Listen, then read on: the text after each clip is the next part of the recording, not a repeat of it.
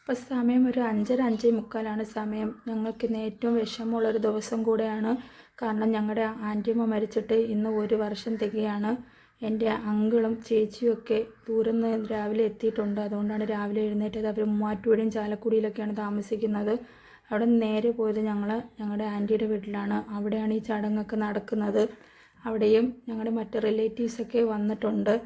ഞങ്ങൾക്ക് എല്ലാവർക്കും ഭക്ഷണം രാവിലെ അവിടെ നിന്നായിരുന്നു. അപ്പോൾ ഞങ്ങൾ പോയ ഉടനെ തന്നെ എല്ലാവരും ഭക്ഷണമൊക്കെ കഴിക്കുകയാണ്. കാരണം പള്ളിയിലോട്ട് പോകാൻ സമയമായി വരുന്നു. അതുകൊണ്ട് ഞങ്ങൾ പോയ ഉടനെ എല്ലാവരും ഭക്ഷണമൊക്കെ കഴിച്ചു. ഞങ്ങളെല്ലാവരും ഭക്ഷണം കഴിച്ചിട്ട് നേരെ പോയത് സിമിത്തേരിയിലോട്ടാണ്. ആൻറ്റിയമ്മയുടെ കുഴിയൊക്കെ ഞങ്ങൾ പൂവൊക്കെ കൊണ്ട് അലങ്കരിച്ചു. ഇവിടെ ആദ്യം കുഴിയിൽ വന്ന് അച്ഛൻ പ്രാർത്ഥിച്ചതിന് ശേഷമാണ് പള്ളിയിൽ കുർബാന നടത്തുന്നത്. അപ്പോൾ ഞങ്ങൾ കുഴിയിലൊക്കെ മെഴുകുതിരിയൊക്കെ കത്തിച്ചിട്ട് ആദ്യം ഞങ്ങളൊന്ന് പ്രാർത്ഥിക്കാനായിട്ട് കുഴിയിൽ മെഴുകുതിരി ശാമ്പ്രാണിയൊക്കെ കത്തിച്ചു. എന്നിട്ട് ഞങ്ങളെല്ലാവരും കൂടെ ഒരുമിച്ച് പ്രാർത്ഥിച്ചു. ഞങ്ങൾ പ്രാർത്ഥിച്ചുകൊണ്ടിരുന്നപ്പോഴത്തേക്കും തന്നെ പ്രാർത്ഥിച്ചു കഴിഞ്ഞപ്പോൾ തന്നെ പള്ളിയിലെ ഫാദറും വന്നു. പിന്നെ ഫാദറും പ്രാർത്ഥിച്ചു, കുഴിയൊക്കെ വെഞ്ചരിച്ചു.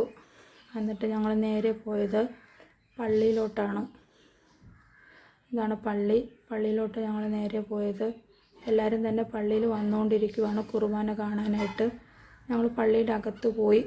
എന്നിട്ട് പള്ളിയുടെ അൾത്താരയിൽ വെക്കാനായിട്ട് പൂവൊക്കെ ഇവിടെ കൊണ്ടുവച്ചിട്ടുണ്ട്. ഇത് പള്ളിയുടെ അൾത്താരയിലോട്ട് വെക്കാനുള്ള ബൊക്കാസാണ്. ഇത് കുട്ടികൾക്ക് കാഴ്ചവെപ്പിന് കൊണ്ടുപോകാനുള്ള പൂവാണ് ഇവിടെ വെച്ചിരിക്കുന്നത്. അങ്ങനെ പൂവെല്ലാം എടുത്ത് അൾത്താരയിലോട്ട് വെക്കാനായിട്ട് കൊണ്ടുപോയി. ഓൾട്ടർ ബോയ്സ് അൾത്താരയിലുണ്ട്. ആൻറ്റിയുടെ മോനൊക്കെ പോയി അൾത്താരയിലെ പൂവൊക്കെ എടുത്ത് വെച്ചു. അൾത്താരയൊക്കെ പൂവൊക്കെ വെച്ച് കഴിഞ്ഞിട്ട് 3 അച്ഛന്മാരുടെ കുർബാനയാണ്. അച്ഛന്മാർ വന്ന് കുർബാന തുടങ്ങി. കഴിഞ്ഞിട്ട് കുർബാന കഴിഞ്ഞ് എല്ലാവരും തന്നെ പുറത്തോട്ട് വന്നുകൊണ്ടിരിക്കുകയാണ്. പള്ളിയുടെ അടുത്തുള്ള ഹാളിൽ തന്നെയാണ് ഞങ്ങൾ ഫുഡൊക്കെ ക്രമീകരിച്ചിരിക്കുന്നത്. ഹാളിൽ ആൻറ്റിയമ്മയുടെ ഫോട്ടോയൊക്കെ വെച്ച് ഫ്ലവറൊക്കെ അറേഞ്ച്മെൻറ്റ് ചെയ്ത് വെച്ചിട്ടുണ്ട്. ആദ്യം ഒരു വെൽക്കം ഡ്രിങ്ക്സ് അറേഞ്ച് ചെയ്തിട്ടുണ്ട്. ഇതാണ് ഹാള്. ഫുഡ് ബൊഫെ പോലെയാണ് സെറ്റ് ചെയ്ത് വെച്ചിട്ടുള്ളത്. എല്ലാ ഐറ്റംസും ഉണ്ട്.